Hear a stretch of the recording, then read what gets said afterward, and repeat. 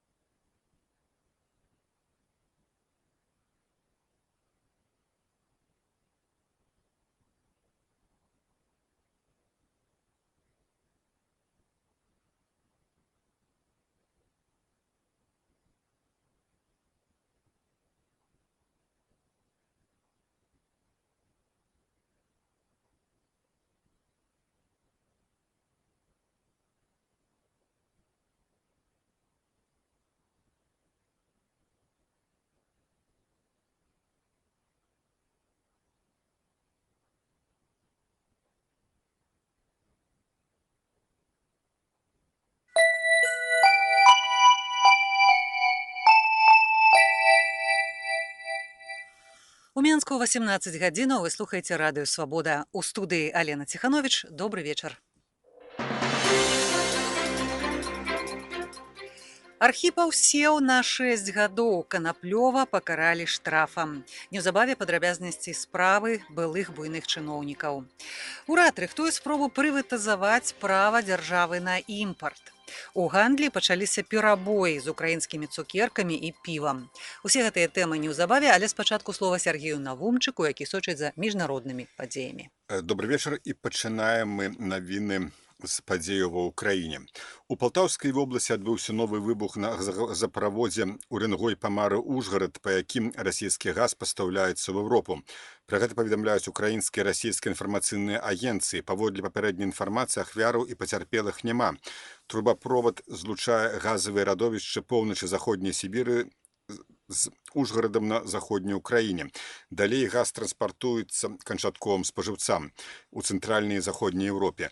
Перасякае расійска-украінскую мяжу на поўнач ад горада Сумы. Па тэрыторыі Украіны газ транспартуецца да кампрэсарнай станцыі ў раёне Ужгарада на мяжы са Славакіяй і да кампрэсавай станцыі на мяжы з Угоршчынай да Румыніяй. Ва ўсходзе Украіны загінулі 2 расійскія журналісты тэлекампаніі ВГТРК. У паўночных прыгарадах Луганска ўжо некалькі дзён ідуць баі паміж украінскімі сіламі і сепаратыстамі з так званай арміяй паўднёвага ўсходу. Прымяняюцца мінамёты і артылерыя. Дакладная колькасць загіблых і пацярпелых з абодвух бакоў пакуль невядомая. Вярхоўная рада Украіны абмяркоўвае сёння праект пастановы са зваротам да прэзідэнта аб увядзенні вайсковага становішча ў Данецкай і ў Луганскай обласцях. Прэзідэнт Украіны Пётр Парашенка напярэдадні заявіў, што пасля таго, як украінская армія адновіць кантроль над мяжой з Расіяй, на кароткі час будзе спынены агонь, каб даць магчымасць сепаратыстам скласці зброю або пакінуць тэрыторыю Украіны. Каралева Великабрытаніі Елізавета II прыняла у сваю рэзідэнцыю Віндзара кітайскага прэм'ера Лі Кацяна, які прыбыў у Брытанію з афіцыйным візітам. Брытанская прэса паведамляе, што пры гэтым было дапушчанае адступленне ад пратаколу. Каралева, як правіла, сустракаецца толькі з лідарамі дзяржаў, якія наведваюць Брытанію, а не з другімі асобамі кшталту прэм'ер-міністраў. Паводле газеты «Таймс» на аўдыенцыі настойваў афіцыйны Пекін. Мэта візіту нармалізацыя адносінаў паміж Лонданам і Пекінам, якія некалькі у пэўнай ступені пагоршыліся пасля сустрэчы брытанскага прэм'ера Дэвіда Кэмерана з тыбецкім лідарам Далай Ламам у 2012 годзе. Чакаецца, што падчас візіту прэм'ер-міністра Кітайскай Народнай Рэспублікі будуць падпісаныя кантракты аб супрацоўніцтве паміж брытанскімі і кітайскімі кампаніямі на агульную суму каля 30 мільярдаў даляраў. У Вене аднавіліся перамовы паміж прадстаўнікамі 6 сусветных дзяржаў і Іранам аб іранскай ядзернай праграме. Мэта перамоў дасягнення згоды аб абмежаванні ядзернай праграмы Ірана і спрашчэння доступу міжнародных інспектараў на ядзерныя аб'екты. Іран настойвае на зняцці міжнародных санкцыяў у абмен на пагадненне. У апошні час на перамовах намеціўся прагрэс, аднак бакі пакуль не могуць дамовіцца па шэрагу пытанняў. Прэзідэнт Ірану Хасан Роухані выказаў спадзяванне, што рознагалоссі будуць пераадолены да 20 чэрвеня. У апошні час прыкметная тэндэнцыя да паляпшэння адносінаў паміж краінамі Захаду і Іранам. На хвалях Рада Свабоды вы слухалі выпуск міжнародных навінаў, наступны праз гадзіну.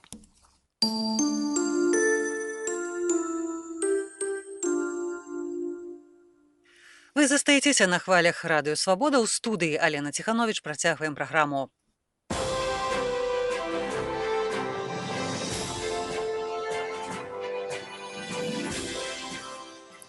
Урад рыхтуе спробу прыватызаваць права дзяржавы на імпарт.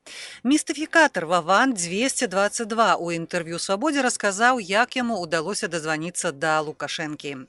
Графіцістаў, якія малявалі партрэт Быкава, забралі ў міліцыю і вязуць у суд. Пра гэтыя тэмы ў бліжэйшай паўгадзіне заставайцеся з намі. Ваенная калегія Вярхоўнага суду асудзіла былога намесніка генпракурора Александра Архіпова на 6 гадоў зняволення за хабар. А былы спікер Палаты прадстаўнікоў Нацыянальнага сходу Владзімір Канаплёў, які праходзіў з ім па адной справе, прызнаны вінаватым у неданясенні. Яму прысудзілі буйны штраф. Перадае наш корэспандэнт Олег Груздзіловіч. За 20 грамаў золата былы намеснік генпракурора Александр Архіпаў сядзе ў турму на 6 гадоў. Што менавіта такой была вага залатога злітку, атрыманага ў якасці хабару, стала вядома з прысуду, які зачытаў суддзя Александр Лупинович. Золотой мерный слиток Национального банка Республики Беларусь, номер А-39504, номиналом 20 грамм, конфисковать. Коробку черного цвета с металлической вставкой золотистого цвета уничтожить.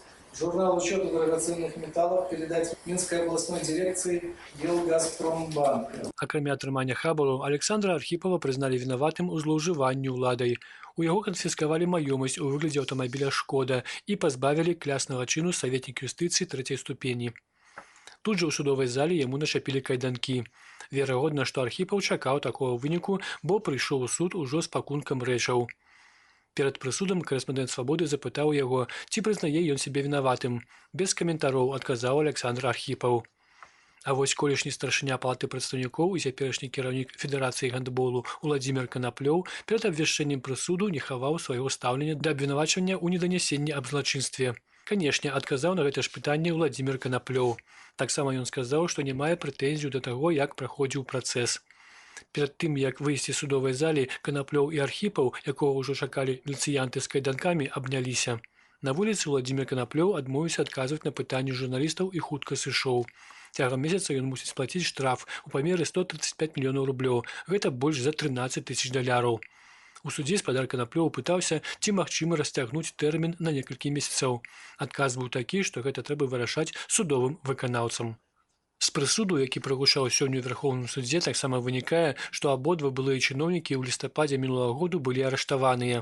Архіпаў адбыў пад вартай 15 дзён, Канаплёў 9 дзён з 17 па 26 лістапада.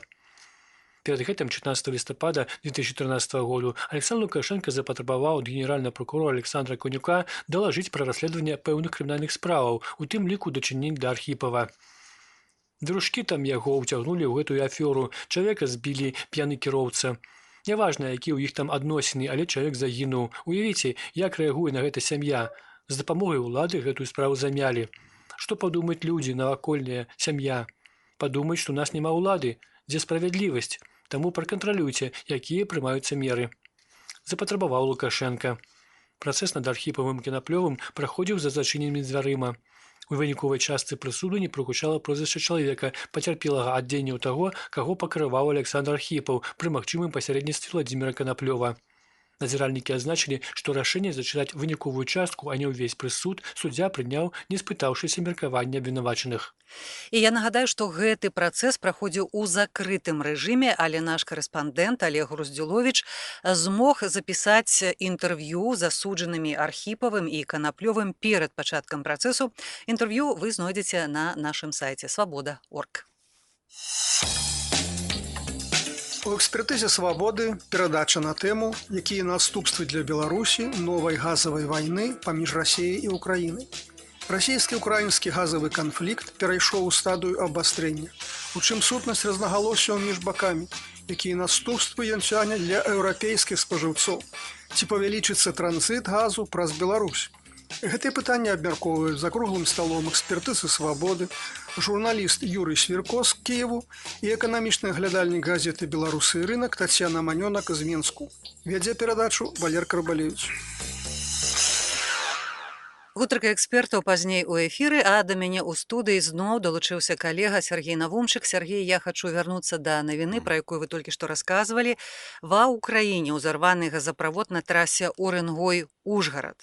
Гэта не адзіная тэма, не адзіная навіна, звязаная з пастаўкамі расійскага газу. Сёння ў Белградзе адбыліся перамовы міністра замежных спраў Расіі Сергея Лаўрова з ягоным сербскім калегам Івіцам Дачычам. Можна даведацца, ці ёсць дэталі, пра што ішла размова? Так, Алена, вось мы пакуль не ведаем інфармацыі наконт гэтага выбуху на газаправодзе ва ўкраіне. Ну, інфармацыю ў тым аб'ёме, каб можна было рабіць нейкія высновы ці нейкі аналіз. Але прынамсі пра раненых не паведамляюць. А вот што датычна вось гэтых перамоў кіраўніка знешнепалітычнага ведомства Расіі з ягоным сербскім калегам, тут ужо ёсць пэўныя звесткі. Ну, абодва міністры пацвердзілі, што дамоўленасць паміж Расіяй і Сербіяй аб будаўніцтве газаправода застаецца ў сіле. І што важна, што Лавров сказаў, што папярэдняя заява Балгарыі, што яна выходзіць з гэтага праекту, такая заява некалькі тыдняў была, што гэта, як ён выказаўся, часовая справа і будзе адноўлена. Заходнееўрапейская прэса даволі шмат надавала ўвагі вось гэтаму рашэнню Балгарыі, таму што хто лічыў, што гэта зроблена пад ціскам Бруселя, хто лічыў, што наадварот тое, што Балгарыя ўступіла ў свой час гэты праект, тут лабіравалі нейкія прарасійскія групоўкі, нават казалі там пра агентаў спецслужбаў у Сафіі. Тым не менш, факт застаецца фактам, што Сербія пацвердзіла гэта будаўніцтва. І таксама вельмі істотна, што напярэдадні Газпрам пасля правалу газавых перамоваў адключыў пастачу газу для ўкраінскіх спажыўцоў, але ў газатранспартную сістэму працягвае паступаць паліва, якое неабходнае, дастатковае для выканання гэтага вывязальніцтва паміж Газпрамам і заходнімі спажыўцамі. Толькі украінскія спажыўцы на гэты момант не атрымліваюць гэты газ, і прадстаўнікі Газпраму, паводле апошняй інфармацыі, пацвердзілі, што, як яны выказаліся, незаконнага адбору газу з тэрыторыі Украіны пакуль ва ўсялякім разе няма. Сергей, а ў чым небяспека для Расіі, калі краіны еўразвязу адмовіцца ад будаўніцтва вось гэтага паўднёвага патоку? Небяспека ў тым, што як мы ведаем, у значнай ступені бюджэт Расіі фармуецца з валютных паступленняў за продаж газа і нафту. На гэты момант у краіны Заходняй Еўропы, хаця мы ведаем, што Пуцін падпісаў пэўнае пагадненне з Пекінам, але пакуль што яно яшчэ тэхнічна не выконваецца, не хутка пачне выконвацца, там трэба будаваць газаправод, а вось тут яно ўжо, так сказаць, даўно ідзе. І калі спыняецца, не будзе гэтага паўднёвага патоку, паўднёвай плыні, тады фактычна газ ідзе пераважна праз тэрыторыю Украіны.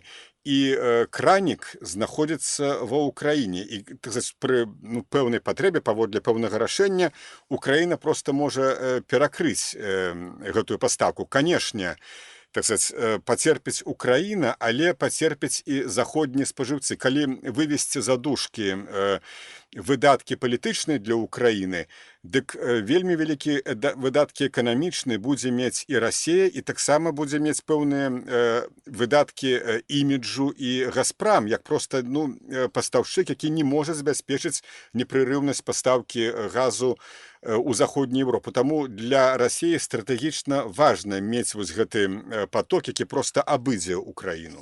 Ну, а я дадам, Сергей, што учора украінскія прадстаўнікі сказалі, што хаця Расія спыніла пастаўкі газу, то газу дзеля таго, каб перадаць яго ў Еўропу, ва ўкраінскіх запасніках прынамсі да канца года. Што яшчэ цікава, што учора увечары, уначы, таму што перамовы, фактычна, вот гэтая сітуацыя вакол перамоў, яна ідзе 24 гадзіны ў суткі. Прадстаўнікі украінскага ўрада заявілі, што рэверснага пастаўкі газу з заходняй Европы, з усходняй Европы ва Украіну, гэта значыць назад пастаўкі таго расійскага газу, які быў туды, хопіць для забеспячэння патрэбаў Украіны. Гэта значыць, калі б, скажам, цалкам спыніла Расія, што она цяпер робіць пастаўкі газу ва Украіну, то вось гэтых адваротных паставак Украіне б на пэўны час у всякім разе хапіла б. Ну, прынамсі, добра, што вось гэтыя праблемы вырашаюцца летам, а не зімой. Конечно. А я дадам, што расійскі міністр Сергей Лаўроў накіраваўся ў Белград якраз адразу пасля свайго візіту ў Менск, неўзабаве пасля Александра Лукашэнкі. Дык вось, знаходзячыся яшчэ ў Менску, Лаўроў заявіў, што яму больш няма пра што размаўляць з кіраўніком МЗС Украіны Андрэем Дэшчыцам.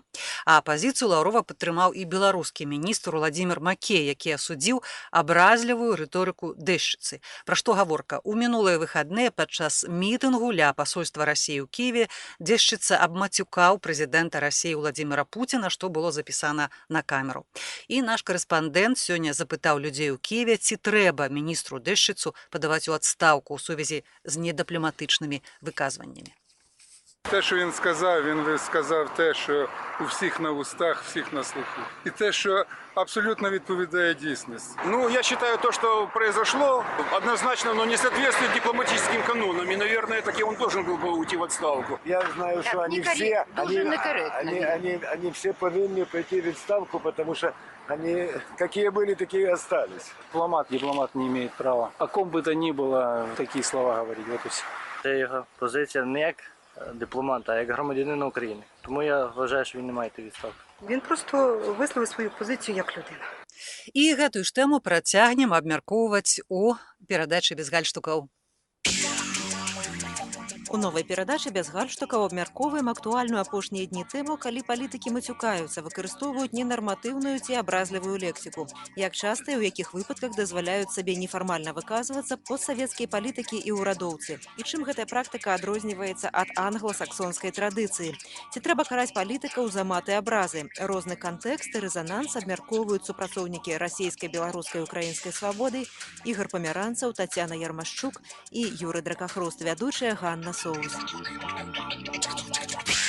А сёння Радыё Свабода пагутарыла з містыфікатарам па мянушцы Ваван-222, які размаўляў з Александром Лукашэнкам, назваўшыся сынам былога украінскага прэзідэнта Віктара Януковіча.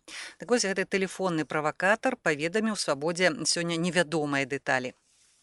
Сама запись, которая вчера появилась, это запись не моя, как это ни странно. То есть запись делал кто-то посторонний, потому что я планировал с ним еще пообщаться некоторое время, через пару дней по этому вопросу, но запись была сделана в субботу утром, а уже в воскресенье, с воскресенья на понедельник ночью, в фейсбуке украинского известного журналиста Мустафы Неймейр, по-моему, появился рассказ по поводу этого звонка, достаточно детальный, и все подавалось, как будто это был реальный разговор. То есть подавалось это как у меня, там журналист писал, есть информация достоверного источника о том, что Лукашенко разговаривал с сыном Януковича, что меня поразило. А на следующий день уже утром в одном из СМИ украинских появилась эта, собственно, запись, где вначале даже слышно, что она начинается, сама запись начинается с того момента, когда еще его адъютант уже говорит и звонит мне. То есть я уже поднимаю трубку уже позже, после того, как уже включилась запись. То есть получается, что что-то записывал посторонний.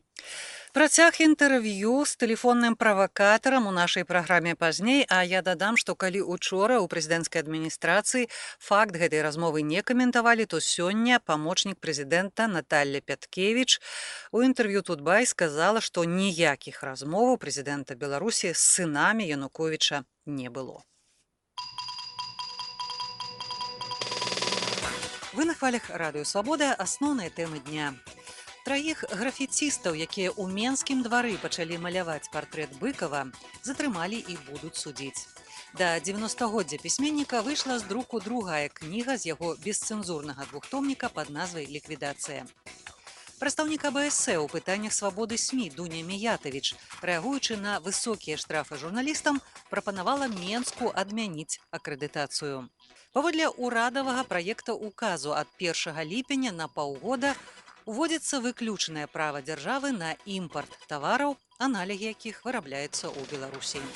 Містыфікатар Ваван, які разыграў па тэлефоне Аляксандра Лукашэнку, назваўшыся сынам Януковіча, сцвярджае, што запіс размовы выклаў у інтэрнэт не ён.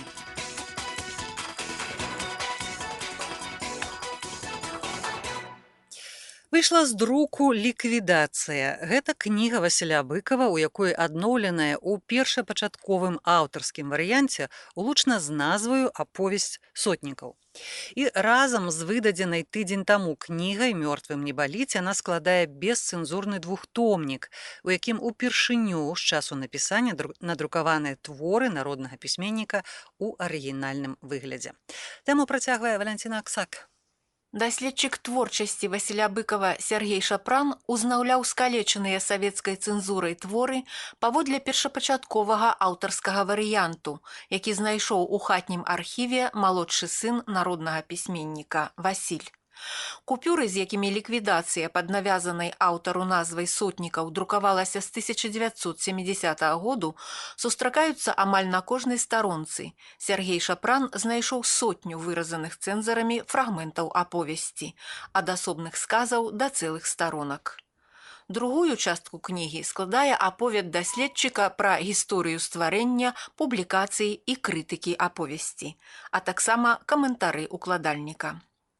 Ліквідацыя, як і «Мёртвым не баліць», была адноўленая і падрыхтаваная да выдання яшчэ 4 гады таму, але знайсці сродкі для друку ўдалося толькі сёлета, распавядае адзін з ініцыятараў выдання і каардынатараў распаўсюду Глеб Лабадзенка. Насамрэч, яшчэ 4 гады таму, калі асноўны этап гэтай працы Сергеем быў зроблены, ён распавядаў і паказваў гэта ўсё. І, канешне, мне гэта балела тое, што ён ніяк не можа знайсці магчымасці, таму што некалькі разоў яму розныя людзі абяцалі, у выніку не выконвалі ніякіх сваіх абяцанкаў і справа з месца не рухалася. Але потым у адзін момант я вырашыў папрасіць пра дапамогу шаноўнага Павла Бераговіча, вядомага мецэната, які ўжо шмат добрых справаў зрабіў, і Павел адразу этой ідэяй захапіўся. Расійскі бізнесовец з беларускімі каранямі Павел Бераговіч вывучыў мову сваіх продкаў па кнізе ліставання Васіля Быкава і Рыгора Барадуліна «Калі рукаюцца душы» і цяпер падтрымлівае некаторыя незалежныя культурніцкія праекты ў Беларусі. Дзякуючы яму выйшлі апошнія кнігі Барадуліна, Бураўкіна, цяпер двухтомнік Быкава.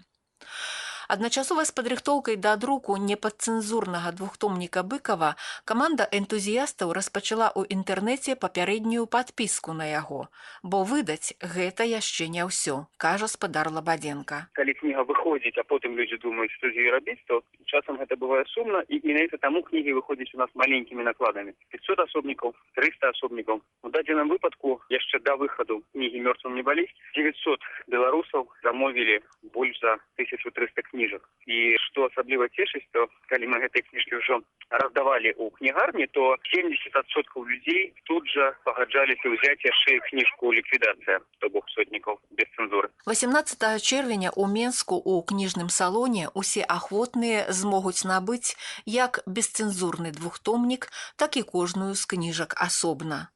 Пазней «Мёртвым не баліць» і «Ліквідацыя» будуць даступныя чытачам і праз некаторыя іншыя кнігарні. 19 чэрвеня, у дзень 90-годдзя Васіля Быкава, будзе прэзентавацца яшчэ адно новае выданне. Першая кніга 10-го тому поўнага збору твораў народнага пісьменніка. І, верагодна, да 90-х угодкаў пісьменніка трое графіцістаў вырашылі ў двары на плошчы Перамогі на трансфарматарнай будцы намаляваць партрэт пісьменніка, аднак іх затрымала міліцыя і паводле апошняй інфармацыі іх павезлі ў суд. А як выглядае недамаляваны партрэт пісьменніка, вы можаце пабачыць на фота на сайце Свабоды. Жывая свабода з Алінай Ціхановіч. Палітыка імпартазамяшчэння можа прывесці да зніжэння дылераў, якія займаюцца пастаўкамі ў Беларусь аўтамабіляў не толькі замежнай вытворчасці, але і вырабленых у рамках мытнага саюзу. У Савеце міністраў распрацаваны праект указу, згодна з якім ад 1 ліпеня на паўгода вводзіцца выключнае права дзяржавы на імпарт тавараў, аналігі якіх вырабляюцца ў Беларусі. І сярод іншага істотна абмяжоўваецца правы незалежных аўтапастаўшчыкоў. Перадае Ігар Карней. Адной з мэтаў дакументу абвяшчаецца абарона эканамічных інтарэсаў дзяржавы. У дадзеным выпадку гэта клопат пра беларускі кітайскі брэнд BLG. Попыт на вырабленыя ў Барысаве кітайскія аўто досыць сціплы, а ў планах значыцца выхад больш як на 100 000 машын штогод. Згодна з праектам указу, на акрэслены тэрмін імпартэрам усіх новых аўтамабіляў будзе вытворца грузавых аўтамабіляў МАЗ. Прычым гаворка тут пра імпарт як вялікагрузных, так і легкавых аўто. Эксперт у аўтамабільнай галіне, заснавальнік і галоўны рэдактар газеты «Аўтадайджэст» Анатоль Шаўчэнка перакананы. При подобном подходе улады, коли чего и домогутся, то выключно вертание шерых схемов. Понятно, но BLG и МАЗ это две, а остальное, все то, что тут ездит, что уже никому не нужно, ну, как-то очень сложно, огромный скандал будет тогда в этом случае. Если компаниям не разрешат, вернется в серый рынок, поедут сами, будут пригонять машины. Тогда вывоз валюты за рубеж, больше того, фирмы придумают ход, при котором будут тоже ввозить для физических лиц, но другим, не платя ни налоги, ничего. То, что огромное количество людей останется без работы, сервис и прочее, это вообще маразм какой-то. Потому что реально, если нечего обслуживать, зачем содержать людей? Это убыточно. Будут закрываться, будут расти безработица. Это как следствие того, наверное. Белорусская аўтамабільная асацыяцыя ўжо накіравала лісты ў Савет міністраў і адміністрацыю прэзідэнта з уласным бачаннем таго, як абараніць мясцовых вытворцаў эканамічнымі метадамі. Пры гэтым адмыслоўцы здзіўленыя, што падчас распрацоўкі ўказу ніякіх перамоваў з зацікаўленымі асобамі не вялося, а падрыхтаваны тэкст трапіў да кіраўніцтва асацыяцыі выпадкова. Аўтаэксперт Анатоль Шаўчэнка лічыць, што апошнія навацыі на аўтамабільным рынку могуць справакаваць выбух, ад якога пацерпіць найперш дзяржава. Разгрузить склады команда была давно дана, поэтому купляйте белорусское, но таким методом удушающим. Люди будут выезжать за рубеж, чтобы что-то сменить, купить себе, ну, может быть, с процентом эквиваленте. Это будет больше народа, там, условно, если покупал там белорусское 20%, то будет покупать на 5-10% выше. Но все более-менее нормальные люди, которые могут себе позволить выехать, может, они еще за 50 подовые за рубеж. Пошлины огромные надо ввести на ввоз физическими лицами. Далеко пойдут тогда. Это Украина показала. Недовольство, когда большое. Оно выплеснуться может и на улице. Ну, народ и так сегодня голодный и злой. Если и это примут, я думаю, что это будет очень неправильное решение. Кіраўнік асацыяцыі кіроўцаў і ўладальнікаў аўтотранспарту Олег Маркевич нагадвае, што за апошнія некалькі гадоў дзяржава зрабіла цэлы шэраг непапулярных крокаў, якія па аналогіі з савецкім часам зноў пераўтвараюць машыну ў раскошу. Да ўзроўню расійскага уніфікавалі мыта, увялі так званы транспартны падатак. Теперь новый выклик. Они уже поставили свой имидж под большие пытания. Будут выборы, и это не пройдет незаметно. От того, что они якобы запугали там автомобилистов, да, своя рубаха ближе до тела, а лишь обида осталась. Если вам не доплачут у краме, вы будете поражены. А тут у вас залезли в кишеню и шурудять там. Подрастут молодое поколение, яким не будешь что терять. Они и так активные. Я гляжу нават по сверстникам своего сына. Это не тое поколение, которое будет терпеть. Того памяркоўнага беларуса не будзе. Да імпартазамяшчальнага эксперыменту мяркуецца працягнуць тузін буйных дзяржаўных прадпрыемстваў, якія найперш зацікаўленыя ў нэўтралізацыі замежных канкурэнтаў. Калі аўтарынак хочуць перадаць МАЗу, то Менскі трактарны завод будзе адзіным імпартерам сельгастэхнікі і абсталявання, Белшына, шынаў і пакрышак, Гарызонт, тэлевізійнай і бытавой апаратуры, Атлант, лядоўняў ды іншай буйнагабарытнай тэхнікі. І ўжо ад 1 чэрвеня пастановай ураду Беларусі уведзена таксама ліцэнзаванне імпарту кандытарскіх вырабаў, цукерак, печыва, шакаляду, а таксама макаронных вырабаў, якія возяцца па-за межаў мытнага саюзу. У гандлі ўжо пачынаюцца перабоі, напрыклад, з украінскім півам ці цукеркамі. Сітуацыю вывучала Інна Студзінская. У крамах сеткі «Еўраопт» украінскія цукеркі пакуль ёсць, але асартымент бяднейшы, чым пару месяцаў таму. Заўважна менш стала элітнага шакаляду і шакалядных цукерак так званага прэміум-сегменту. Карамель, жалейныя цукеркі кшталту шалёнай пчолкі, кароўкі і сліўкі-лянеўкі на паліцах ёсць. Украінскія ласункі беларусы купляюць ахвотна, бо часцяком яны значна таннейшыя за беларускія. Вось я бачу, вы купляеце украінскія цукеркі. Яны смачнейшыя за беларускія? Смотря какие, да. Вы лапки докладно смачней, бо вы купляете. Да. А чулі, што зараз будуць праблемы з украінскім шакалядам і цукеркамі, бо патрабуюць падняць кошты, таму што яны танней за беларускіх. Ну і як вы да гэтага ставіцеся? Ну что ж, поднимут, так мне больше нравятся украинские конфеты, чем наши. И карамелки, и шоколадные. Ну вот по коштах я гляжу, пораўноўваючы танней украинские. Да, мне больше нравятся украинские. Конфеты, они вкусные, какими-то начинками интересными. Бывает и с орышками, с какими-то ликерами, там, помадками. Это очень вкусные. Вот вы купляете украинские цукерки, я бачу. Они смачнейшие за белорусские? Ну, чуть-чуть, может, вкуснее. А скажите, чули, что зараз потребують узнять кошты, и что с пивом, что с цукерками украинскими будут проблемы? Уже перебои почались. Такого выбора нема. Ничего не слышал. Покупаю украинские. Поддерживаю Украину. А вкусные? Да, вкусные. Але украінскія вытворцы ўжо б'юць трывогу. Рашэнне Савету міністраў Беларусі аб увядзенні ліцэнзавання імпарту кандытарскіх вырабаў прывяло да поўнага спынення ўвозу украінскіх ласункаў у Беларусь. Такую заяву зрабіў кіраўнік асацыяцыі «Укркантпрам» Александр Балдзенюк. Як паведамляецца ў артыкуле, Беларусь заблакавала імпарт украінскіх кандытарскіх вырабаў на сайце украінскай інфармацыйнай агенцыі «Ліга Бізнес-Інформ». Спадар Бальдзенюк дадае, беларускія чыноўнікі ў якасці умовы атрымання імпартных ліцэнзіяў патрабуюць ад вытворцаў значнага завышэння цэнаў на украінскія ласункі у дыяпазоне ад 30 до 500% ад цэнаў вытворцы. Намеснік начальніка ўправлення знешнеэканамічнай дзейнасці канцэрну «Белдзяржхарчпрам», які непасрэдна займаецца выдачай ліцэнзію, адказваць на пытанне «Радыёсвабода» адмовіўся. Сказаў, што ўсе пытанні да прэсавай службы. Кіраўніца прэсавай службы Алена Кравец не пацвердзіла, але і не абвергла гэтыя лічбы.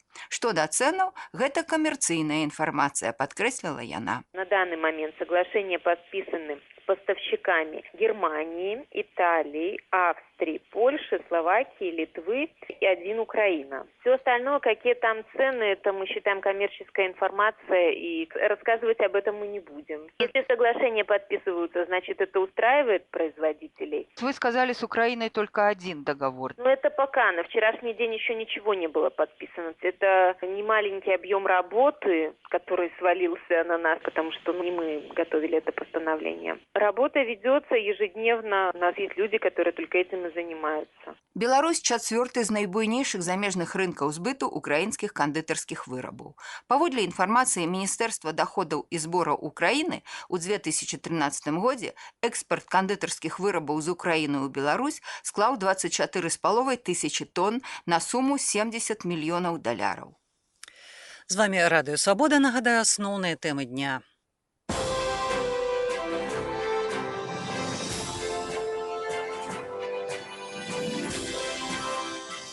Па справе аб хабары былы пракурор Архіпаў сеў на 6 гадоў. Урад рыхтуе спробу прыватызаваць права дзяржавы на імпарт. Графіцістаў, якія малявалі партрэт Быкава ў Менску, забралі міліцыю і вязуць у суд. І новая тэма наступнай гадзіны. Чаму вёска не становіцца домам для выпускнікоў. Рэпартаж з Магілёўшчыны.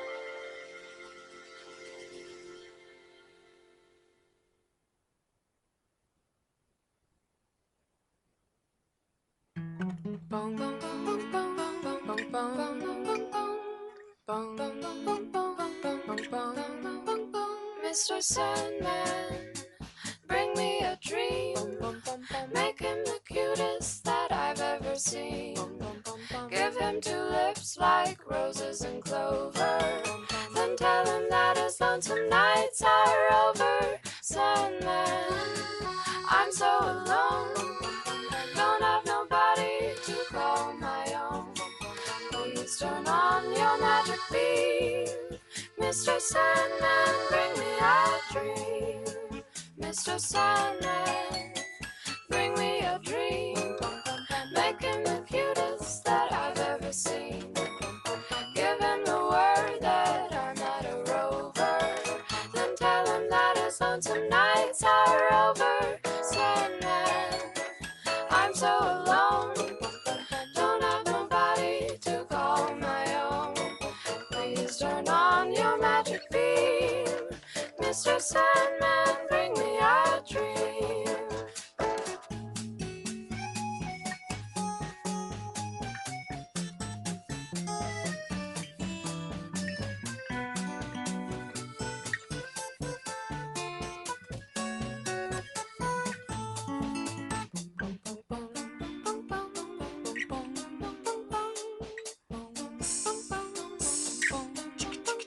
Mr. Sandman, bring us a dream. Give him a pair of eyes with a come-hither gleam. Give him a lonely heart like Pagliacci, and lots of wavy hair like Liberace. Sandman, someone to hold, would be so peachy before we're too old.